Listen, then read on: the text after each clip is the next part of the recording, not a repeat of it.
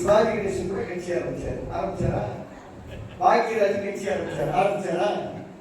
ஓபனா பேசுவோம் டி ராஜேந்திர கட்சி ஆரம்பிச்சாரா? எஸ்எஸ்ஆர் கட்சி ஆரம்பிச்சாரு. எல்லா நடிகரும் ஆரம்பிச்சாங்க. இப்போ ஆரம்பிக்கிறாங்க. அதுக்குள்ள நான் போகல.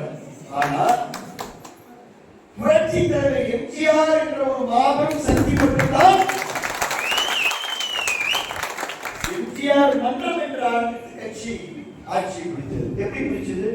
இன்னைக்கு பூத் கமிட்டியை போடுங்க அப்படின்னு நம்ம கடம்பூராஜ் என்ன சொல்றாரு, உறுப்பினருக்காக சரியா கொடுக்கணும் அந்த காஞ்சி பன்னீர்செல்வம் சொல்றாரு.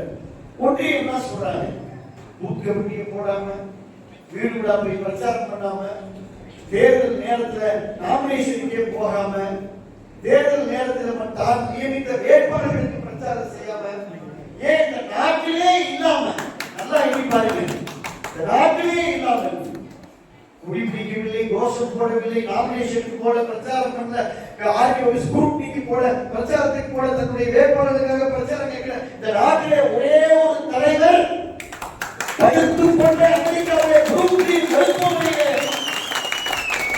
இருந்து கொண்டு தானும் வெற்றி பெற்று அதிமுக என்ற இயக்கத்தையும் வெற்றி பெற வைத்த தலைவர் என்று சொன்னால் புரட்சி தலைவர் எம்ஜிஆர் மட்டும்தான் தடுத்துக் கொண்டே செய்த